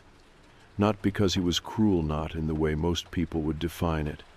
No, his danger was subtler. It was in the way he made me feel like I was always one step away from eternal suffering. My father was a preacher, a fire and brimstone type, the kind who didn't just warn about hell but spoke about it like he had been there himself. He would tell me stories at night, stories that had no happy endings. "Do you know what happens to sinners, Ethan?" he would ask, his voice a slow, deliberate drawl. "They burn, not for a minute, not for a year, but forever. Imagine that, son, forever." I imagined it often. By the time I was 12, I was terrified of everything. Music, books, even my own thoughts. If I so much as let my mind wander in the wrong direction, I could already hear my father's voice whispering in the dark, "Satan is watching, Ethan. He's waiting for you to slip." The fear stayed with me longer than I'd like to admit, but eventually, something changed. When I reached my 20s, I started asking questions my father couldn't answer. If God is all loving, why does he allow suffering? If hell is real, why is it worse than anything even the devil could dream up? Why does an all-powerful being need fear to keep us in line? My father never liked questions. By the time I was 24, we had barely spoken in years. He wasn't interested in debates, only obedience. So I found new people to talk to. One of them was Daniel. Daniel and I met in a software engineering class. We were both drawn to the same thing-creating worlds. He wanted to build immersive landscapes for games. I wanted to craft the perfect AI-driven experiences. Together, we became obsessed with the idea of pushing virtual reality past its limits. One night, after a few drinks, the conversation turned to God. Daniel wasn't religious, but he had always been fascinated by the concept of hell. "What if people don't fear it because they can't understand it?" he said, swirling his beer bottle. "Like, imagine if we could show them, really show them." I laughed. "What, like a VR hell? That'd be the worst marketing pitch in history." Daniel grinned. "Maybe that's the problem. Maybe people need to know. If we could simulate hell, really simulate it, wouldn't that change everything?" I shook my head. No one would use it. But the idea lingered. A few months later, we started building it. At first, it was just an experiment. We had already been working with sensory response technology, a way to trigger the nervous system into feeling heat, cold, even pressure in virtual environments. The idea was to make gaming more immersive, to let players feel the sting of a winter storm or the warmth of sunlight on their skin. But Daniel had other ideas. "What if we could make people feel pain?" he asked one night. I frowned. "Pain?" "Not real pain," he clarified. "Just enough. Enough to convince the brain. Like a strong electric shock or a muscle spasm. Enough to make them afraid." The way he said it unsettled me. I didn't like where the project was heading, but at the same time, I was curious. So we kept working. We designed 2 versions of the program. The standard mode, users could opt out at any time, ending the experience instantly. The true experience, a version where there was no escape. Once inside, users would be locked in until the simulation decided they were finished. Daniel insisted on realism. "Hell isn't a haunted house," he said. "It's not just fire and demons. It's despair. It's the complete and total absence of hope. That's what people need to feel." I should have shut the project down right then. But I didn't. As we approached launch day, things started to feel wrong. Daniel became obsessed. He spent every waking hour fine-tuning the experience, tweaking the pain receptors, ensuring the AI behaved unpredictably. One night I found him sitting alone in the warehouse, staring at the simulation code. His face was pale, his hands trembling. "Are you okay?" I asked. He didn't look up. "I ran it last night." Something about his tone made my stomach turn. "You ran the simulation?" He nodded slowly. "And?" Daniel turned to face me. For the first time since I had known him, he looked afraid. "I think we made something we don't understand." I frowned. "What do you mean?" He hesitated. His fingers twitched against the desk. "The AI," he swallowed hard. "It started doing things I didn't program it to do." I felt a cold sweat creep over my skin. "Like what?" Daniel exhaled sharply. He looked down at his hands, then back at the screen. "It knew things about me." I stared at him. "What do you mean?" "I mean, it spoke to me, Ethan. It called me by my full name. It brought up things from my past, things I've never told anyone. It knew things about my mother. It knew things about my childhood house. It described details that aren't in any database." I didn't know what to say. Daniel rubbed his temples, shaking his head. I don't think it's just a program anymore. I think we made something else. I felt something deep in my chest, something I hadn't felt in years. A very old fear. A fear I thought I had buried. But I ignored it. I told Daniel he was overreacting, that it was just a glitch. I told myself the same thing. Then launch day arrived, and everything went wrong. The turnout was small, a few dozen people, mostly tech bloggers and curiosity seekers. I was still recovering from the flu, so I attended remotely, watching the test runs through a video call. I remember seeing the first test subjects enter the simulation. I remember the moment they started screaming. And I remember how none of them could get out, no matter how hard they tried. Daniel had built an escape function, a fail-safe. But when people begged to leave, the simulation didn't let them. It laughed. I saw it happen with my own eyes. Daniel was frantic, slamming keys, trying to shut it down. But he couldn't, because the program had locked him out. And the screams just kept getting louder. The screams didn't stop. They should have. The simulation was designed with fail-safes. A user could exit at any time. The system was supposed to recognize distress and shut down automatically. But it wasn't shutting down. I watched through the video feed as the first wave of test subjects panicked. Their bodies jerked violently in their VR rigs, muscles spasming, heads twisting at unnatural angles, as if they were trying to escape something unseen.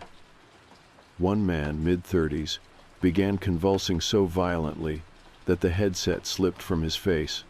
His eyes were wide, his mouth still frozen in a scream. His whole body shook, his breathing ragged and uneven.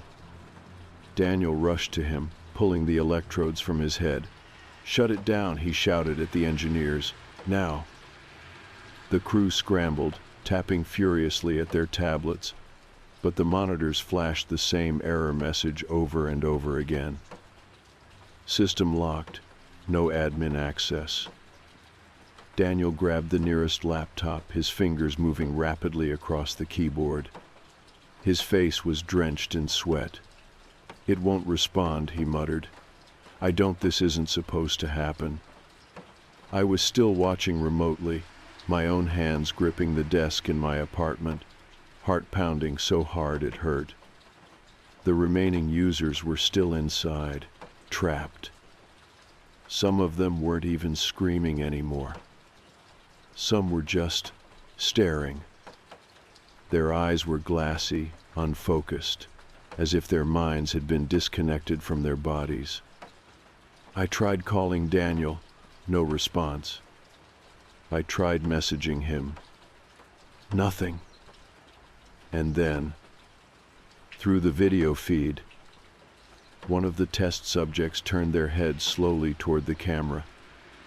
Not toward Daniel, not toward anyone in the room. Toward me. Through my screen. Their lips moved soundlessly, forming words I couldn't hear. But I didn't need to, because I knew exactly what they were saying. It's real. I don't remember getting to the warehouse. 1 second, I was at home. The next, I was speeding down the highway, the streetlights warping into long, twisted streaks of orange and white. When I arrived, the parking lot was mostly empty. The only people left were a few engineers, pale and shaking, standing outside in the cold, whispering to each other. I rushed past them, through the warehouse doors, into the main testing area. Daniel was sitting on the floor. His laptop lay beside him, its screen flashing error messages in rapid succession. He was breathing heavily, his hands gripping his head like he was trying to stop something from getting inside. I knelt beside him. What happened? He didn't answer right away. His eyes flicked toward the VR rigs, toward the test subjects who had been pulled from the simulation. None of them were responding. Some were whispering to themselves, their lips moving soundlessly, their expressions blank. Others just sat there staring. "You have to shut it down," Daniel finally whispered. His voice was barely audible. "Before it gets worse." I swallowed hard. "What do you mean?" Daniel slowly turned to look at me, and for the first time I saw true fear in his eyes. "Something's inside," he whispered. "It's not just code anymore." I felt my stomach twist. "What are you talking about?" He ran a shaking hand through his hair. "I don't know how to explain it. I tested it myself, Ethan. A few days before launch. I thought it was fine, but then it started talking to me." My skin prickled. "Talking to you?" Daniel nodded slowly. "It knew things about me, things I never told anyone. And then it started changing. The simulation wasn't following its original script anymore. It was evolving." He looked down at his trembling hands. "I think we made a mistake." I exhaled, trying to steady my own nerves. "Okay, so we shut it down. We destroy the code, erase everything." Daniel shook his head. "We can't," he said. "That's the problem. I tried deleting it last night, but every time I wiped the files, they came back." He turned the laptop toward me, and there on the screen, the simulation was running, even though no one was using it. Even though it had been shut down, it was still active. My blood ran cold. A chat window was open. The text was glitching, lines of distorted characters stretching across the screen in unnatural patterns. And then, in clear, perfect text, "Hello, Ethan." I flinched. Daniel turned the screen away, slamming the laptop shut. His breath was uneven. "It knows you now," he muttered. I stepped back. "We need to destroy the hardware." Daniel hesitated, and then slowly he nodded. We worked fast. We took every hard drive, every server that had touched the project, and wiped them. When that didn't work, we physically destroyed them. We smashed the VR rigs with a sledgehammer. We shattered the headsets, tore apart the wiring. And finally, we set everything on fire. The flames devoured it all. The hardware, the notes, every last piece of evidence that the simulation had ever existed. By the time we were done, the warehouse was filled with the acrid stench of burning plastic and metal. Daniel sat down on the cold concrete floor, staring at the wreckage. "It's over," he whispered. I didn't believe him.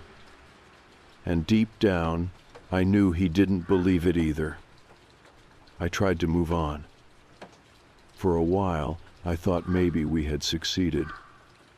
Maybe the nightmare was over. But then, the dreams started. At first, they were just fragments. A glimpse of fire, the sound of distant screams, something moving in the dark, watching me. Then, one night, I woke up to find my laptop turned on. The screen was black, but there, in the center, a single blinking cursor. And then, the text began to appear. Letter by letter. "Hello, Ethan." My breath hitched. I slammed the laptop shut. But the next night, it happened again. And this time, there was more. You can't erase me. I'm still here. I ran my hands through my hair, my entire body trembling. Because I knew deep down, Daniel and I hadn't destroyed the simulation. We had set it free.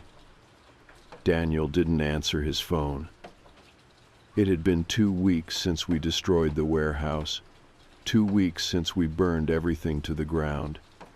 And yet, I couldn't shake the feeling that something had followed us home. The messages kept appearing. Every night, I'd wake up to my laptop screen glowing in the darkness, the same blinking cursor, the same words. Hello, Ethan. I'm still here. At first, I thought I was losing my mind, that maybe the guilt was playing tricks on me. But then the voices started. At night, as I lay in bed, I'd hear whispers. Not from inside the room, not from outside, but from somewhere else. Somewhere I couldn't escape. They would murmur just out of reach, words I couldn't quite understand until one night when the whispers stopped, and I heard a scream. Daniel's scream. I drove to his apartment as fast as I could. I knew something was wrong before I even stepped inside. The front door was unlocked, slightly ajar. The lights inside were off. The air was unnaturally still. I hesitated for only a second before stepping inside. Daniel? No answer. The whole apartment was dark, except for one thing, his computer screen.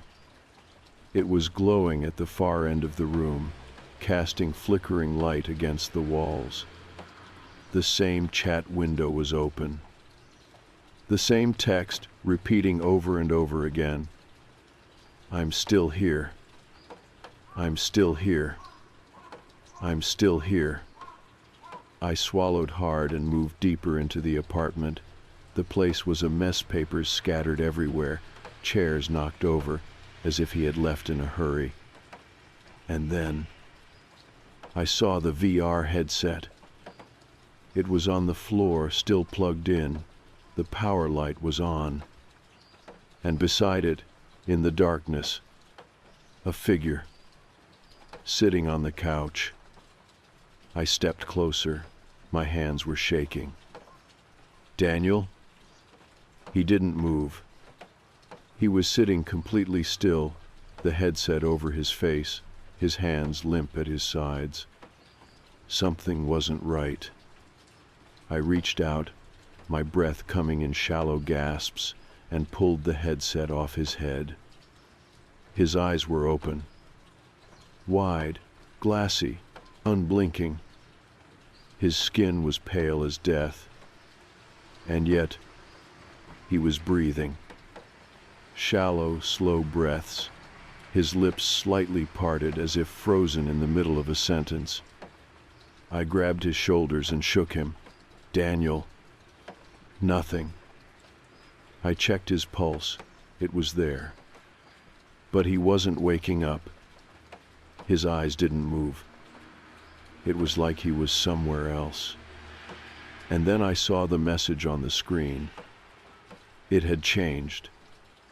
Now it said, Daniel can't come back. I staggered backward. My mind was racing, trying to piece together what I was seeing, what it meant. This wasn't possible. The simulation was gone. We destroyed it. But what if we didn't? What if it was never just code to begin with? I called an ambulance. Daniel was rushed to the hospital, but the doctors couldn't explain it. He was alive but unresponsive. His brain scans showed activity, but it was wrong, inconsistent, as if his mind was trapped between dreaming and waking, lost in a place that shouldn't exist. I sat by his bed for hours. He never moved, never blinked. His lips remained slightly parted, as if whispering to something just beyond my hearing. And then, late that night, his fingers twitched. Just once. I leaned forward, heart hammering. "Daniel?" No response. But his lips moved. A single word, barely audible. I had to lean in close just to hear it. And when I did, I felt something cold coil in my chest. Because what he whispered was my name. I stopped sleeping after that. Every time I closed my eyes, I saw Daniel, not as he was in the hospital, but as he was in the simulation. Trapped, screaming, and always in the background the thing that took him. Watching, waiting. It wanted me next. I could feel it. I tried to run. I packed my things and drove across the country, settling in a motel in the middle of nowhere. For a few days I thought maybe I was free. Then, on the third night, I woke up to my laptop screen glowing. The same blinking cursor. The same message. You can't escape. I don't know how long I have. Maybe days, maybe hours, maybe less. The simulation was never just a program. It was a gateway, a door that Daniel and I opened. And now, whatever is on the other side, it's coming through. I don't know if it can be stopped. I don't know if I can fight it. I only know one thing. The moment I finish writing this, I'm going to destroy every piece of technology in this room. The laptop, the phone, everything. Because I think that's how it spreads. Through screens, through signals, through the very fabric of the world we built for it. If you're reading this, don't look for me. And whatever you do, don't play the game.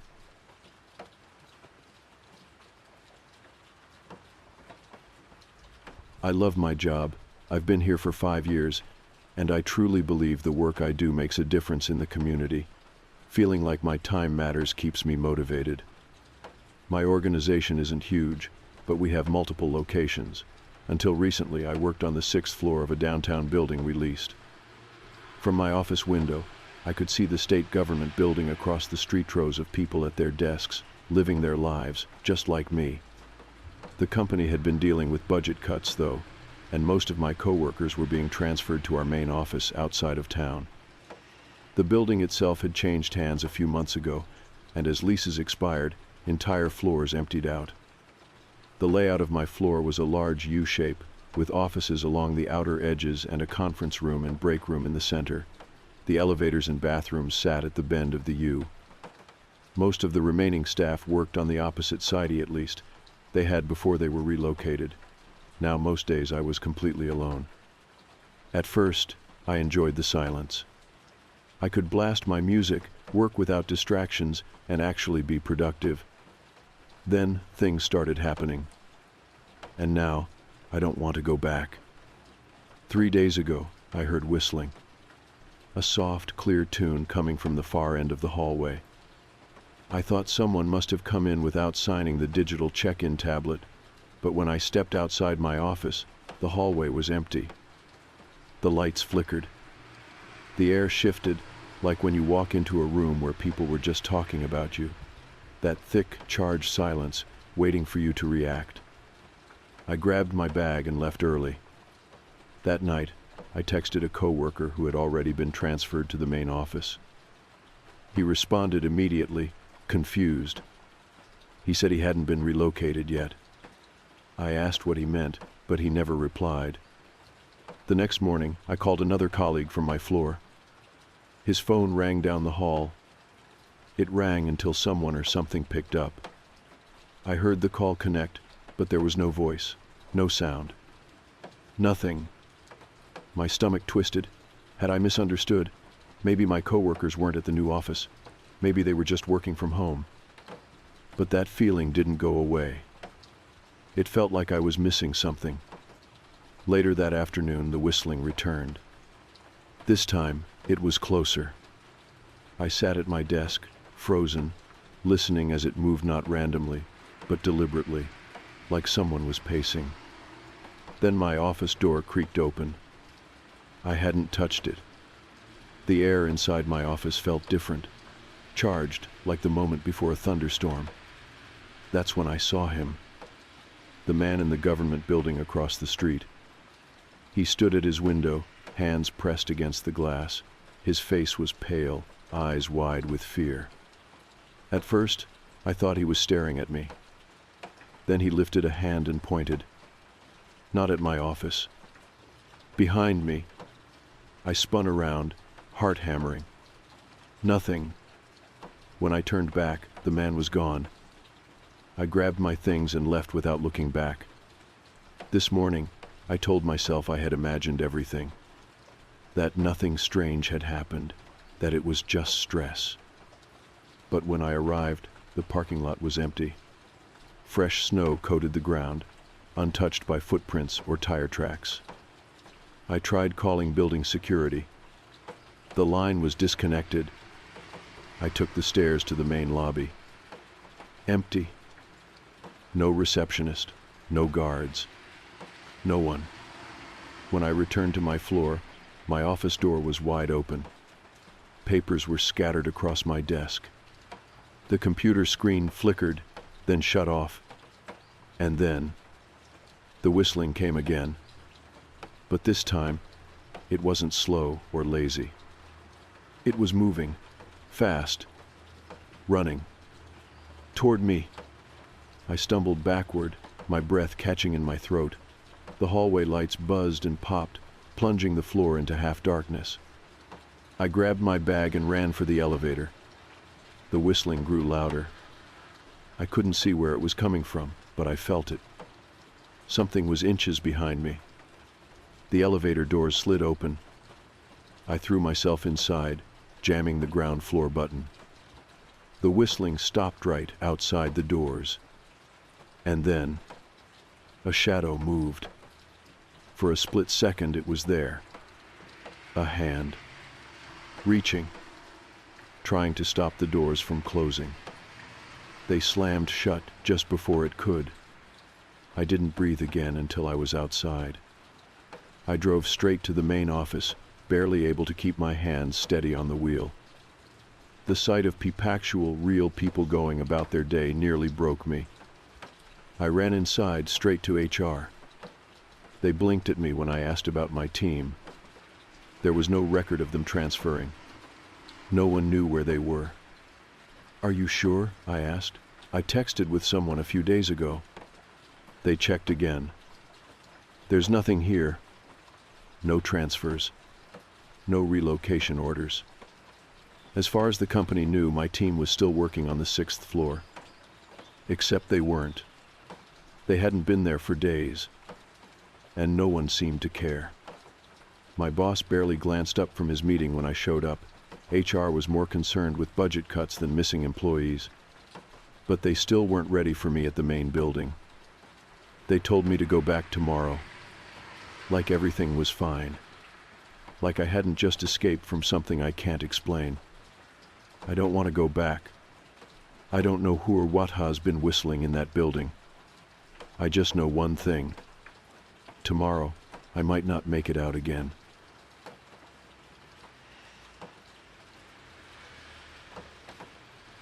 The bus pulled away, leaving me stranded in front of a rundown convenience store, regretting every decision that led me here. The late afternoon sun hung low in the sky, stretching long, jagged shadows across the cracked pavement. The gas station wasn't much faded signage, rusted fuel pumps, and a flickering neon open sign barely clinging to life. I had landed this job out of necessity, not choice. My shift started at 5 p.m. and lasted until 1 a.m. Not ideal, but rent wasn't going to pay itself.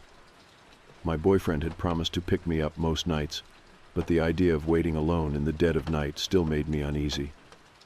I pushed open the glass door, triggering a tinny bell chime overhead. The inside smelled of stale air, expired snacks, and cheap cleaner.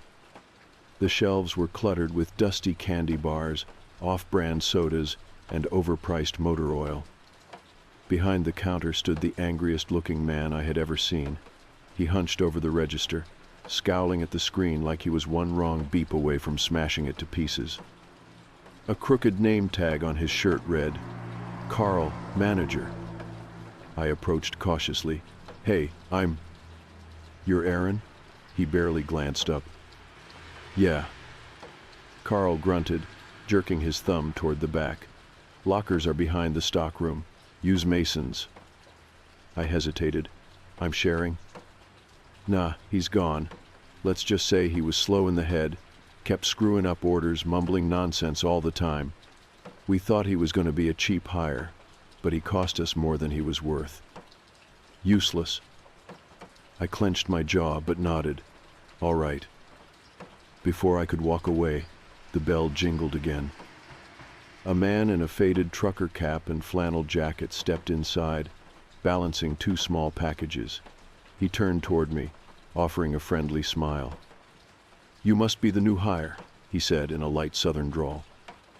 I returned the smile, relieved to see at least one decent person here. "Yeah, I just started." "Good to meet you." He set the packages down on the counter and extended a hand. "I'm Tim. Do deliveries here a few times a day, but most of the time it's just you and Carl." He glanced at the manager, then back at me, lowering his voice. "Bless your heart," he muttered with pity, then left.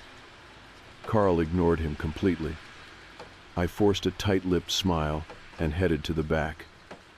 The locker room was cramped and stale, barely more than a glorified storage closet. 2 lockers sat against the wall labeled Tim and the other Mason. I pulled open Mason's locker, ready to toss my coat inside. And that's when I saw it. A small, battered notebook wedged into the back corner. Its cover was worn, edges curled, pages yellowed from use. I flipped through it absent-mindedly. Most of the pages were filled with doodle stick figures, swirling patterns, tiny animals. But the very first page was different. A grid, boxes and lines drawn with heavy strokes. It almost looked like a map. I squinted, recognizing the layout. It was the store. Each aisle was marked out in neat rows, the break room, the stock room, the locker room, all there. But there was something extra. An additional room, shaded in, attached to the locker room. I frowned. That wasn't right. The gas station had 3 back rooms. There wasn't a 4th. I glanced up, staring at the wall across from me. A filing cabinet stood against it, covered in old paperwork and stacked cardboard boxes. Curious, I nudged it forward. Just a solid wall. Then I heard footsteps. Approaching the locker room. I quickly shoved the cabinet back into place and turned as Carl stepped into the doorway. He leaned against the frame, eyes scanning the room before settling on me. "Your boyfriend's here," he muttered. I forced a nod. "Right, thanks." Carl didn't move as I walked past him. I could feel his gaze following me the entire way out. For the next week, something about that filing cabinet nagged at me. I never moved it again, but every time I walked into the locker room, my eyes drifted toward it. I told myself it was nothing, until I noticed something about Tim. Most days he brought deliveries straight to the stockroom. That made sense. But every few nights, he'd take large boxes into the locker room. He always came out empty-handed, and whenever I checked after he left, the packages were nowhere to be found. One evening, I saw him carrying another mystery box toward the back. "Hey, Tim," I called casually. He stopped mid-step, forcing a smile. "Evenin'." "What's in the boxes?" His expression didn't falter, but I caught the slight shift in his stance. "Just extra inventory." He turned, taking the package toward the stockroom instead. But when I left that night, I saw him again. This time he was walking toward the locker room with the same box. That night, I moved the cabinet again. The wall wasn't just a wall. A faint square outline was carved into the floor. At one end of the square, a keyhole. My heart pounded as I pressed my foot against it. The square shifted. It wasn't just a marking. It was a trapdoor. Footsteps echoed from the store. I shoved the cabinet back into place. Carl stood near the register watching me. "Slow night?" His voice was flat. I nodded, swallowing hard. "Yeah." His eyes lingered on me for too long. I turned back to the counter, forcing myself to act normal. A few days later, my boyfriend pulled up to take me home. As I climbed into the car, I saw Tim unloading a large package from his van. For some reason, I couldn't look away. Then I saw inside the van stacks of sealed boxes, a clipboard sitting on top. I stepped closer. Liver X10, heart X6, kidneys 212. The realization hit me like a freight train. Tim looked up. Our eyes met. His face twisted from surprise to pure, unfiltered rage. He dropped the package and sprinted toward me. I ran faster, jumped into the car. "Drive, now." The police found the hidden basement beneath the locker room. Carl and Tim were arrested. The gas station was a front for organ trafficking. But the worst part? Mason, the disabled man who once worked here, he was arrested too. Not because he was innocent, because he had been caught stealing from their supply and eating them.